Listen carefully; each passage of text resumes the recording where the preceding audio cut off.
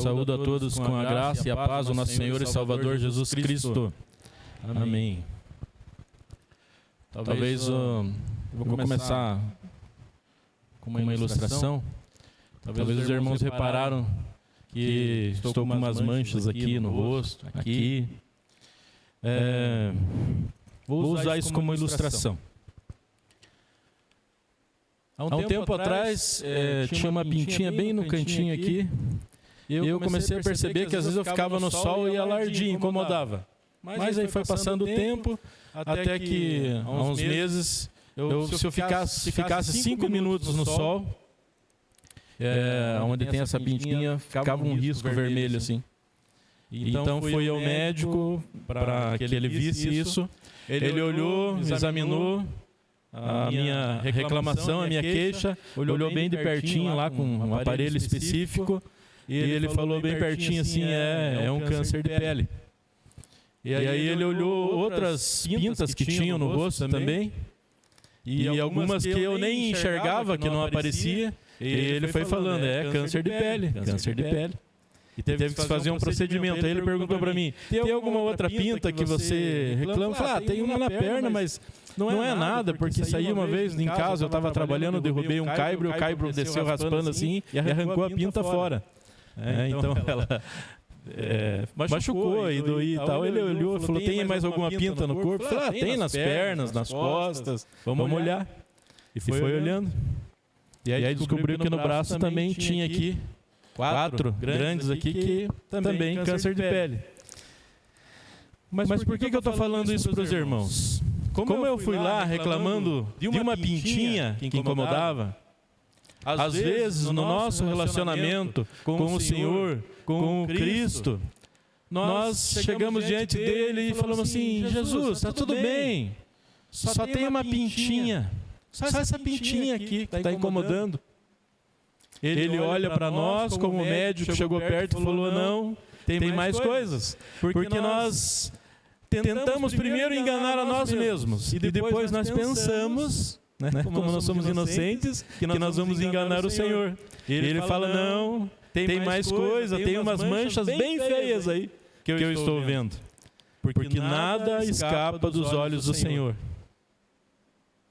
Você não precisa muitas vezes nem falar nada para Ele. Ele sabe o que você está passando. Talvez você chegou aqui preocupado com alguma coisa, você fala assim, Luiz, você não sabe o que eu estou passando. Eu não sei mesmo. Mas o Cristo sabe tudo o que você está passando. O Cristo conhece você melhor que você mesmo.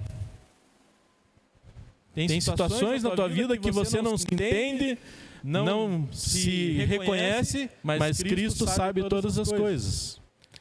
A Bíblia diz que Ele nos conhece desde o tempo que ainda estávamos informes lá no ventre da nossa mãe. Então, às vezes, nós nos apresentamos diante do Senhor achando e falando para Ele que temos só uma manchinha. Mas nós sabemos que temos mais. E o Senhor sabe todas essas coisas. Mas na sua infinita misericórdia, na sua graça, a porta da graça ainda está aberta e todos nós podemos passar por ela e pedir perdão. E Ele nos perdoa. Nós não precisamos fazer como no passado as pessoas tinham que fazer grandes sacrifícios para receber o perdão. Jesus fez isso por nós. É por causa dele, é pela misericórdia dele. E ele sempre fala, João Batista, antes dele vir, falava, arrependei-vos para o perdão dos pecados. E aqui estamos estudando as cartas do Apocalipse. Jesus fala com a sua igreja. Já havia passado um tempo aí, aproximadamente 70 a 90 anos. E Jesus visita João e fala, João, escreve essas coisas para essas igrejas. E ele escreveu para cada uma delas. E ele fala, eu sei o que vocês estão passando. Para cada uma delas, Jesus repete, eu sei as tuas obras. Hoje nós vamos estudar a carta à igreja de Esmirna. Uma única igreja da qual Jesus não tem queixas, vamos dizer assim. Ele conhecia o que a igreja estava passando, conhecia o sofrimento da igreja, a tribulação que os irmãos passavam, ali naquela cidade, naquele governo. Mas em momento algum, Jesus diz assim, ele fala que conhece as obras da igreja, mas ele não fala assim, vocês estão errando, como ele fala para as outras 6. Se você ler todas as cartas aí, semana passada nós já estudamos uma, hoje vamos estudar essa, nós vamos ver que Jesus repete algumas coisas. Ele se identifica para cada uma das igrejas. Ele podia ter falado assim para João, escreve aí, João, Jesus está mandando essa carta para vocês. Cada uma das cartas ele se identifica de uma maneira para cada uma das igrejas. Semana passada, ele se identificou de uma maneira, hoje ele vai se identificar de outra. E cada uma delas, mas isso quer dizer o quê? Ficar bem claro para os ouvintes quem era que estava mandando a carta. Ficar bem claro para os ouvintes o poder daquele que estava enviando a carta, porque nenhum outro ser podia ter o poder que ele tinha quando ele se identifica aqui da forma que ele se identifica. Então vamos lá. Estudar a carta. Vamos ler primeiramente o verso 8.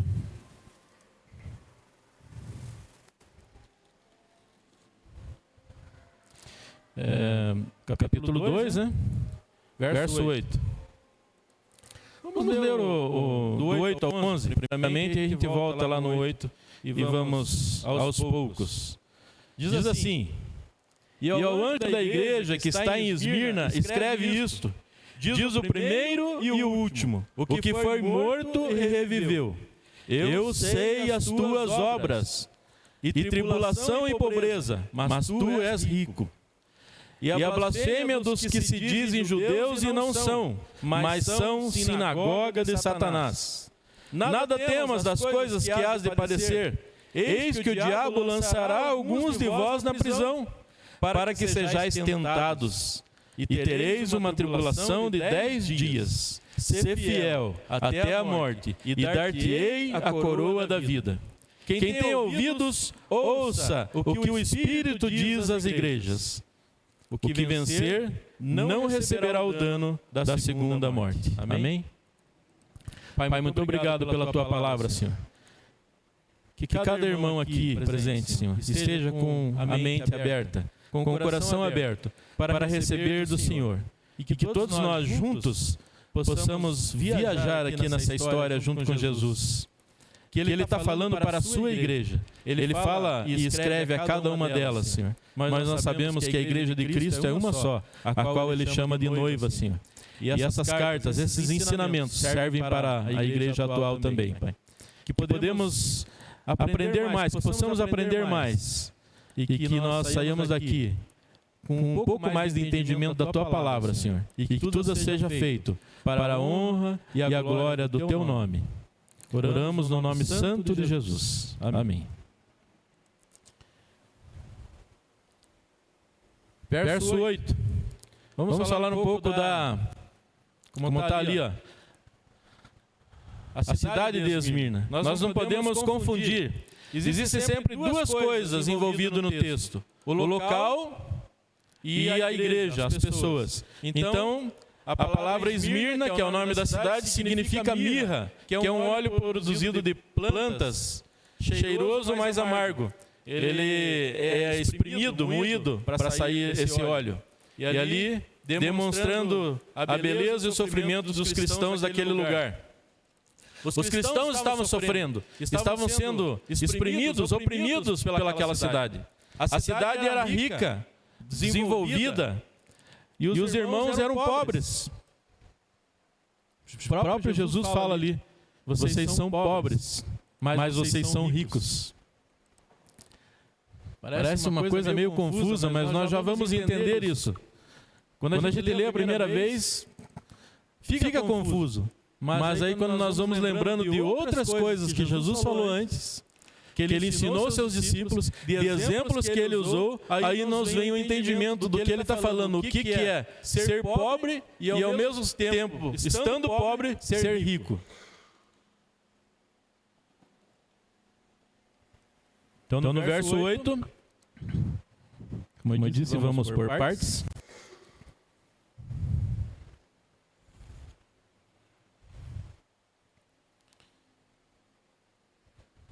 Essas palavras são daquele que é o primeiro e último, que morreu e tornou a viver. Não existia outro como ele.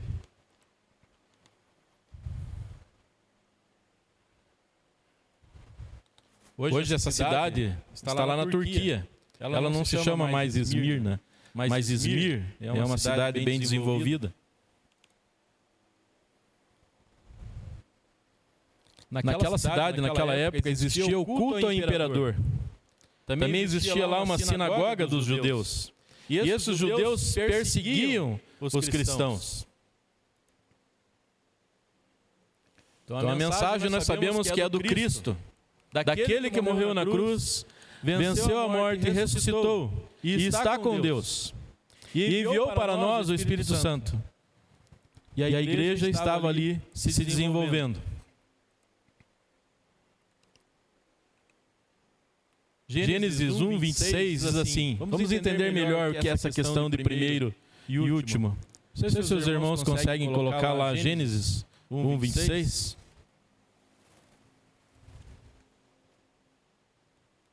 Vou pegar aqui. Gênesis 1, 26 diz assim, e disse Deus, façamos o homem a nossa imagem, conforme a nossa semelhança, e domine sobre os peixes do mar, sobre as aves dos céus, sobre o gado e sobre toda a terra, e sobre todo réptil que se move sobre a terra. Façamos o homem conforme a nossa imagem e a nossa semelhança. Deus está falando e está falando com alguém. Está falando com o Filho, que estava com o Senhor desde o princípio, como diz lá no Evangelho de João, no capítulo 1, do verso 1 ao 3. Vamos ler.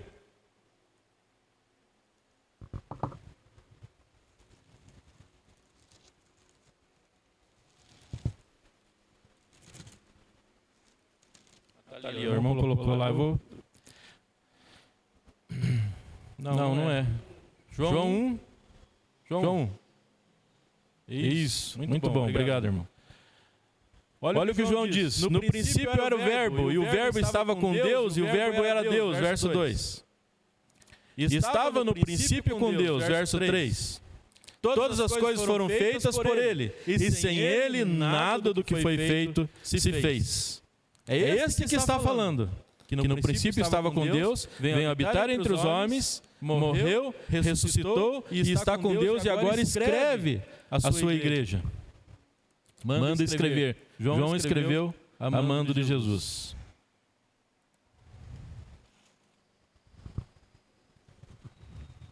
Verso 9. Conheço as suas aflições e a sua pobreza, mas você é rico. Conheço a blasfêmia dos que se dizem judeus, mas não são, sendo antes sinagoga de Satanás. Duas linhas, mas um conteúdo enorme dentro disso, um conceito dentro de apenas duas linhas. Vamos tentar entender. Como eu disse antes, ele conhece a verdade de cada cristão, ele conhece a verdade de cada igreja. Ele conhece melhor do que nós mesmos nos conhecemos. E ele fala, você é pobre, mas é rico. Vamos entender isso. Vocês lembram uma vez, você já deve ter ouvido ou lido, que um jovem chegou para Jesus e falou assim, o que eu faço para ser perfeito? Jesus falou da lei, dos princípios, de obedecer, ele fazia tudo aquilo. Então Jesus disse para ele, só falta uma coisa. Ele era rico. Jesus falou, vai, venda tudo o que você tem, dê aos pobres, venha e me siga, e terás um tesouro nos céus. Se ele fizesse o que Jesus propôs para ele, ele seguiria Jesus. Mas a partir daquele momento ele seria pobre. Mas Jesus já tinha garantido para ele que ele teria o quê? Um tesouro nos céus. Seria pobre, mas rico também, como herança. Ele teria um tesouro nos céus. Olha a proposta que Jesus faz. E aqui eu quero abrir um parênteses, porque pode ter algum malandro mal intencionado usar o que foi falado aqui para querer tirar dinheiro de alguém. Portanto, você que está aqui, entenda. Você que está assistindo aí pelo YouTube, entenda que se alguém te fizer uma proposta de você vender tudo que tem, ou parte do que você tem, dar para ele, dar para a igreja, dar para esse líder ou para aquele, ou mandar para algum lugar, não faça. Porque aqui era Jesus falando exatamente para alguém que perguntou o que ele poderia fazer para ser perfeito. Jesus não mandou ele dar para a igreja, não mandou entregar para os discípulos, não mandou entregar no templo, mas Jesus falou, venda tudo e dê aos pobres. Então, se alguém vier com uma proposta desse tipo, para você que está ouvindo agora, para você que está assistindo pelo YouTube, não aceite. Jesus é tão sábio, porque ele poderia ter falado para ele, investir no templo, investir na missão, Jesus não fez. Porque ele sabia que futuramente poderiam torcer esse texto. Porém, tem muita gente sem vergonha, torcendo a Bíblia, torcendo o texto para tirar proveito de pessoas que não conhecem a Bíblia, não conhecem o Senhor. E muitos estão por aí machucados, feridos por causa desse tipo de gente. Mas ai desse tipo de gente, porque eles vão prestar conta para o Senhor. Então é isso que Jesus está falando. Igreja, vocês são pobres, mas ao mesmo tempo vocês são ricos. Porque eles sabiam onde estava o tesouro deles. Lá em Mateus 6,19, vamos ver sobre os tesouros. Então Jesus estava falando para ele, você terá um tesouro nos céus. Olha lá, o irmão colocou lá. Mateus 6,19. Não acumuleis tesouros sobre a terra, onde as traças e a ferrugem corroem e onde os ladrões escavam e roubam. Verso 19. Verso 20, desculpa. Mas ajuntem tesouros no céu, onde as traças e a ferrugem não corroem e onde os ladrões não escavam nem roubam. Onde estamos juntando tesouros? Onde estamos guardando as coisas de valor? Onde estamos investindo aquilo que vem em nossas mãos?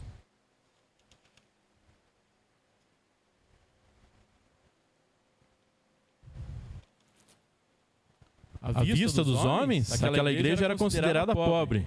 Mas à vista de Jesus, eles eram ricos.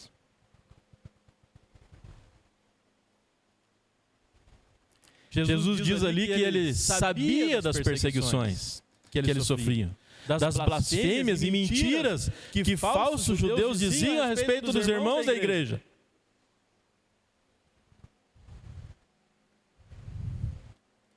Os que perseguem a igreja, eles fazem a mesma coisa daqueles que perseguiram a Cristo.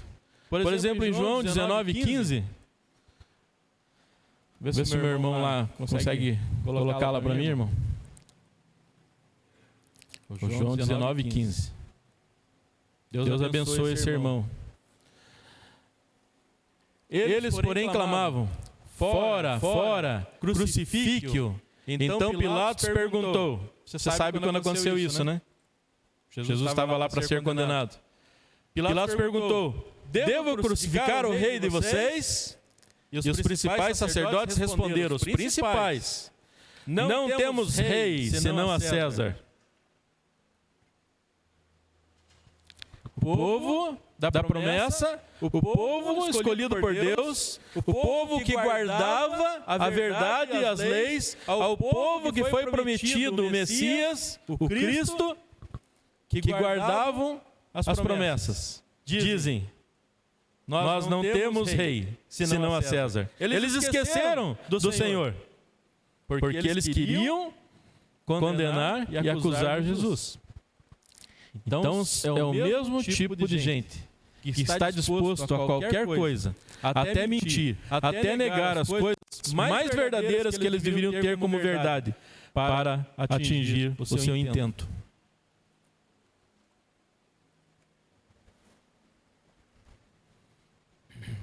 religiosos cegos. Hoje também nós temos vários. Esses dias estava lá no YouTube, eu também faço essas coisas. Eu fico... Falta pegar aquela cordinha assim e ficar... Fico lá no YouTube, sofrendo. E aí eu vi numa igreja, aquelas igrejas, sabe que você está pregando aqui, tem 10 caras aqui atrás. Horrível. Horrível aquilo.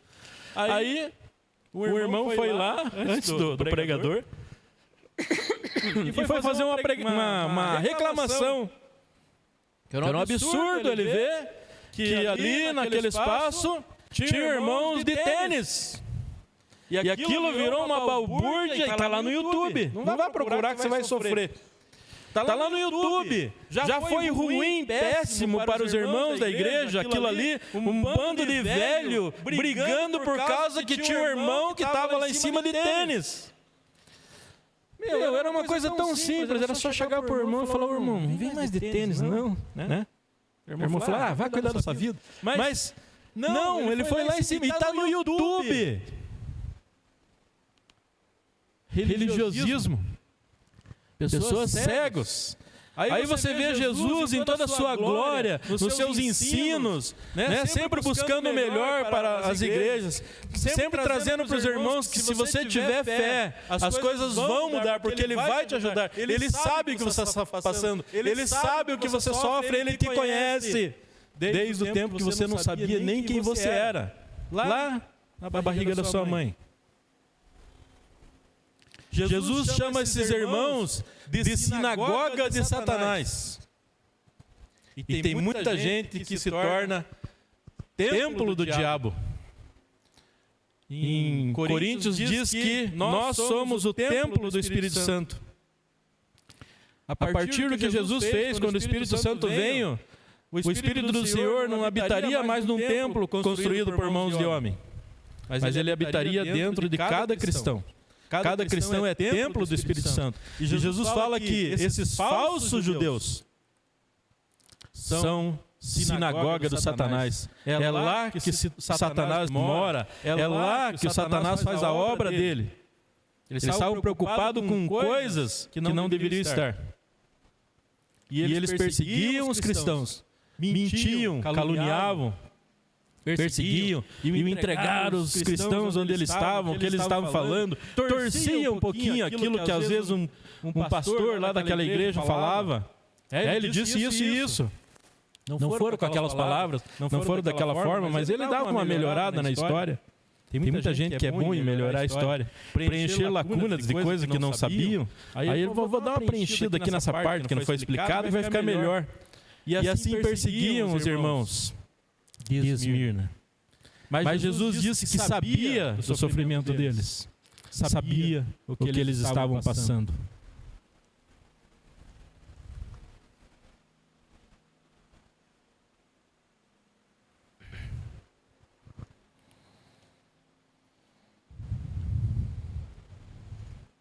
Satanás sempre está por trás de todas as acusações e mentiras contra a igreja de Cristo. Aí Jesus fala para eles também das perseguições. Verso 10. Verso 10 tem muito conteúdo. Vamos ler novamente. Não tenha medo do que você está prestes a sofrer. Saibam que o diabo lançará algum de vocês na prisão para prová-los.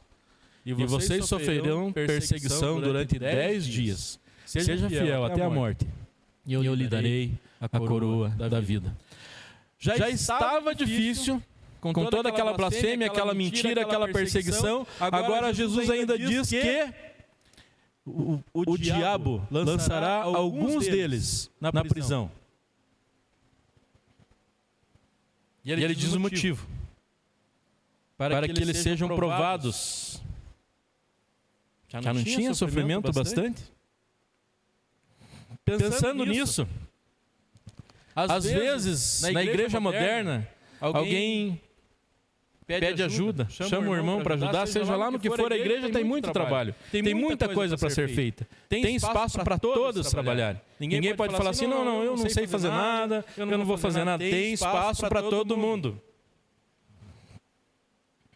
E às vezes as pessoas falam, não vou fazer isso aí não, porque eu não estou preparado. Pede pro irmão Edson fazer. Pede pro irmão Roberto. Não, isso aí não é para mim não. Não. Pede para a irmã Marli, ela faz. Quando você vai estar preparado? Será que essa igreja, eles estavam preparados? Eles estavam esperando por isso? Jesus falar, o diabo vai lançar algum de vós na prisão para prová-los. E vocês sofrerão perseguição durante um tempo. E aí ainda ele fala, existe dificuldade. Ele diz assim, seja fiel até a morte. Provavelmente iriam para a prisão, não sei se todos, mas foram e muitos morreram. A história conta que muitos morreram na prisão. Mas Jesus, ele deixa uma promessa também. Ele fala assim, se você for para a prisão por causa de mim, continua fiel. Se for preciso você morrer, morra. Por quê? No começo ali da carta ele já diz assim, quem está falando é aquele que morreu e voltou a viver. Se você é cristão, você é um imitador de Cristo. Para hoje é uma mensagem forte você dizer para a igreja contemporânea que talvez você tenha que morrer por Cristo. Aqui onde nós estamos, nós não vemos falar dessas coisas. No país em que estamos. Mas aí, países aqui bem próximos de nós sabemos que tem perseguição e que cristãos têm perdido a vida. Em outros lugares do mundo, agora, nesse momento, pessoas estão sendo perseguidas, pessoas estão indo presas por causa do amor de Cristo. Muitas autoridades dizem assim, nega Cristo. Nega Cristo, senão você vai morrer. E era isso que a igreja estava sofrendo. Eles queriam que as pessoas negassem a Cristo. Mas Jesus diz, seja fiel até a morte. E eu lhe darei. Não vai ser entregue por ninguém. O próprio Cristo diz, eu darei a você a coroa da vida. Em todos os textos, em todas as cartas, para todas as igrejas, Jesus faz duas promessas. Aqui é um pouco diferente porque ele não diz que a igreja estava em pecado, a igreja estava errando. Ele elogia essa igreja. Era uma igreja pobre, mas que ele considerava rica. Ele diz assim, sejam fiel até a morte, percam a vida por amor a mim, sejam fiéis até o final. Eu lhes darei a coroa da vida. Nas outras também ele fala assim, se arrependam. Ele diz o pecado, ele diz o erro, ele aponta o que está errado, mas ele fala assim, calma, não acabou, corrija. Peça perdão, acerte. E daí ele já põe uma promessa. Se você fizer isso, vai acontecer isso. Eu vou te dar isso. Ele promete. E se você olhar e ler as cartas, e pega e anota todas as coisas que Jesus fala que vai dar. São coisas maravilhosas que o mundo não poderá nos dar. Jamais. E ele promete isso à sua igreja, aqueles que forem fiéis. Ele fala assim, seja fiel. Aqui ele fala, seja fiel até a morte, eu lhe darei. E nos outros ele promete outras coisas também. Jesus cumpre aquilo que ele prometeu. Muitas vezes o diabo ele é usado para os propósitos de Deus.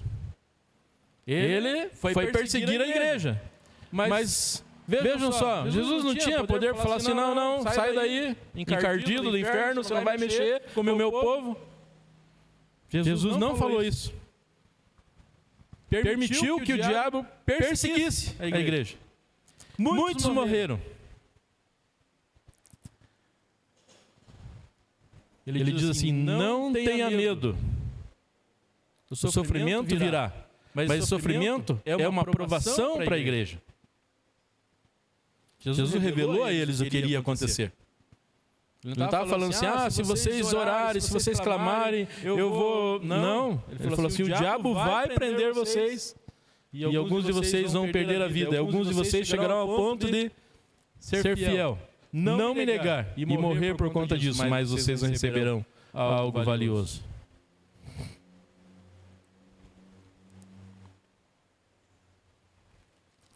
No verso 10 podemos ver várias coisas, eu anotei algumas aqui. Não é para os cristãos temerem o sofrimento que virá. Alguns serão lançados na prisão. É revelado que o diabo está por trás de tudo isso. É revelado o motivo, serem colocados à prova. É revelado o tempo da prisão. É preciso permanecer fiel, se for preciso até morrer. Existe uma promessa para o crente que permanece fiel até a morte.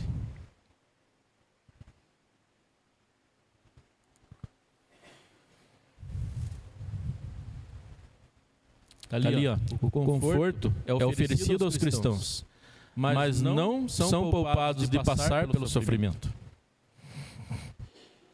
Muitos de nós passaremos por sofrimentos nessa vida.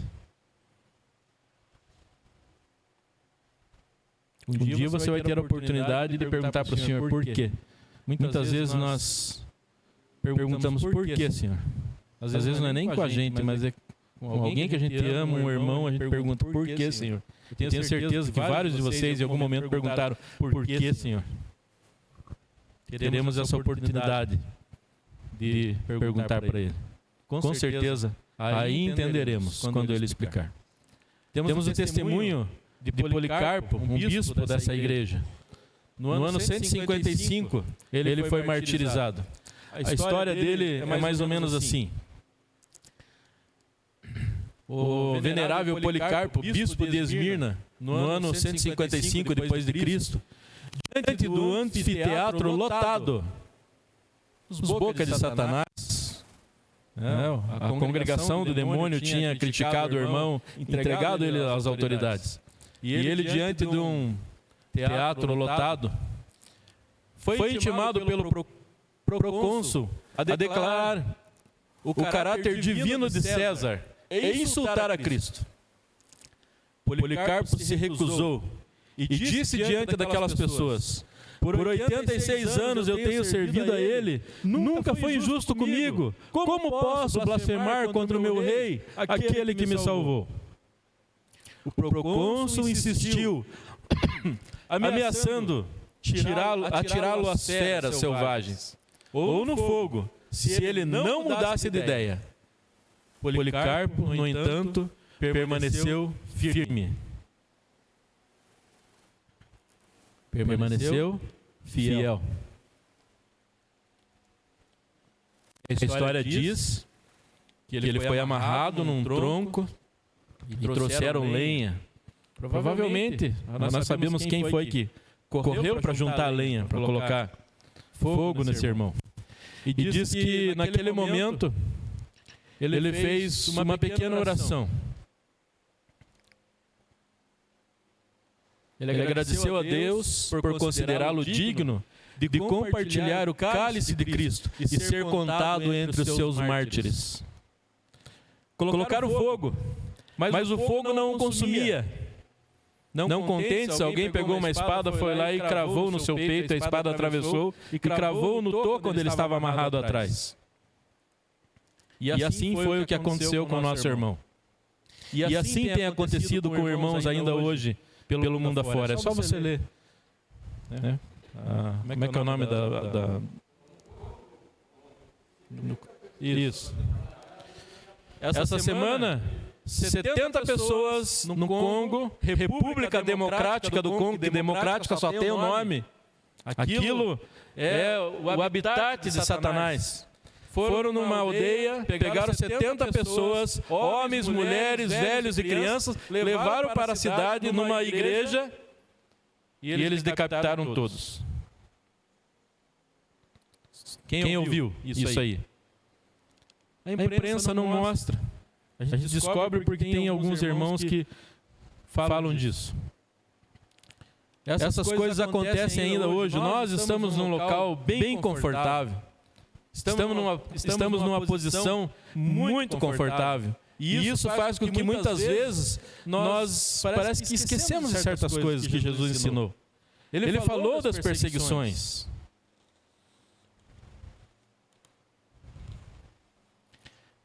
João 16, 1 a 4.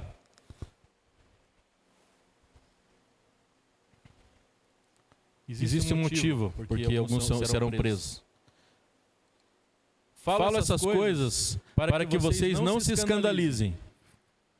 Eles expulsarão vocês das sinagogas, e até chegará a hora em que todo aquele que vos matar pensará que com isso estará prestando um culto a Deus.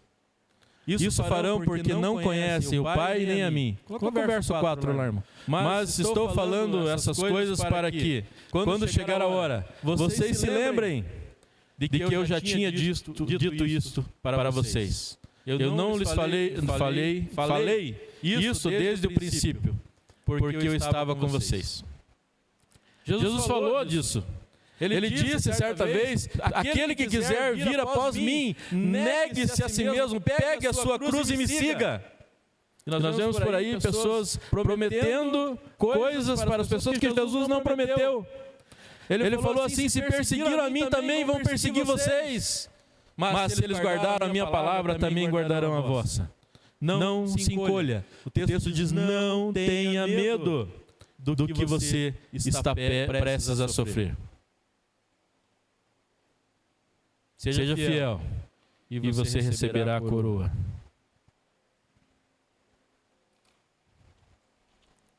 Verso 11. E aquele que tem ouvidos, ouça o que o Espírito diz às igrejas. O vencedor, de modo algum, sofrerá a segunda morte.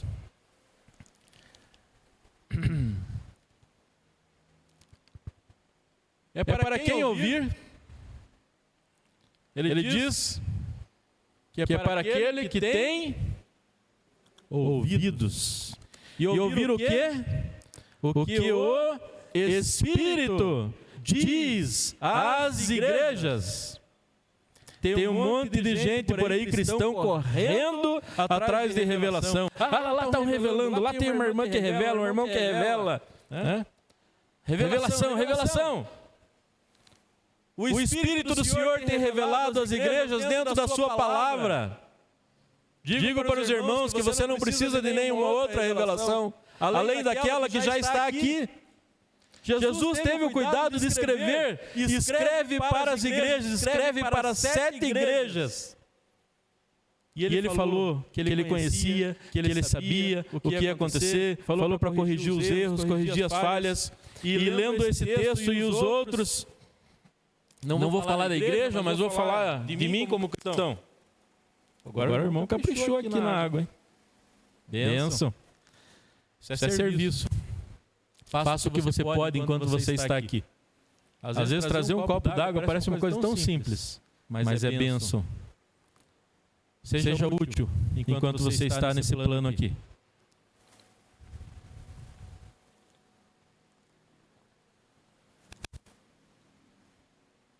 Tem muita gente correndo atrás de revelação. A revelação verdadeira vem do Senhor, vem da sua palavra.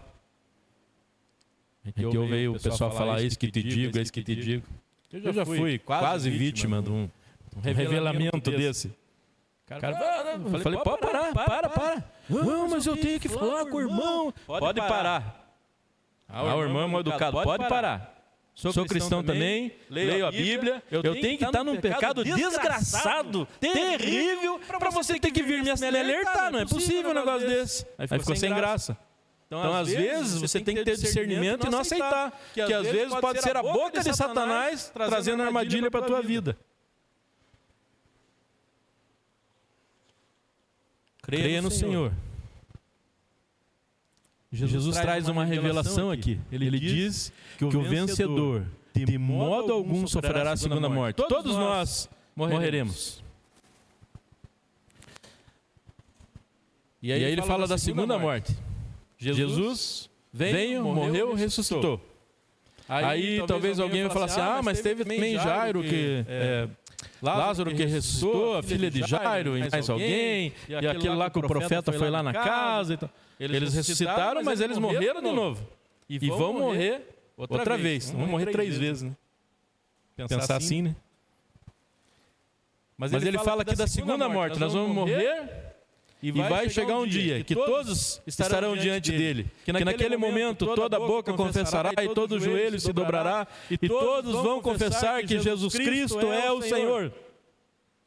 E ali, para alguns, vai acontecer a segunda morte. E ele fala que aquele que vencer de modo algum sofrerá a segunda morte.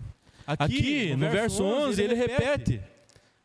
Nas 7 cartas, a mesma coisa. Aquele que tem ouvidos, ouça o que o Espírito diz às igrejas. E sempre tem uma revelação depois do que vão receber. Gente, nós servimos um Deus grandão que tem muito para nos dar. Mas não é o que nós queremos que Ele vai nos dar, aquilo que Ele quer. A igreja de Esmirna foi convidada a morrer. E você é convidado ao quê? Talvez ajudar em alguma coisa? Creio que você não foi convidado a morrer. Mas muitos morrerão por causa do amor ao Evangelho de Cristo. Ele elogiou essa igreja. Ele elogiou a conduta desses cristãos. Alguma coisa para a gente relembrar o que o texto diz. Para Jesus, essa igreja, mesmo sendo pobre, ela é rica. Ele sabe de todas as aflições e perseguições que eles sofriam, e Ele sabe das tuas também. Ele sabe que o diabo vai prender alguns, e talvez o diabo prenda alguns de vocês. Senhor, é só essa manchinha que está incomodando. O Senhor fala, não, você sabe que não é. Pare com aquele pecado de estimação. O Senhor sabe todas as coisas. Ele tem usado da misericórdia com você. E um dia essa porta fecha. Você sabe que não é só uma manchinha pequenininha, não. Tem mais coisas escondidas aí. Se arrependa, confesse ao Senhor, vida nova, vire a página. Muitos vão passar por provações e alguns até serão mortos. Mas Jesus encoraja a nós e a eles a permanecermos fiéis, mesmo que isso custe um alto preço para nós. Quem morrer por causa do testemunho receberá das mãos do Cristo a coroa da vida e não verá a segunda morte.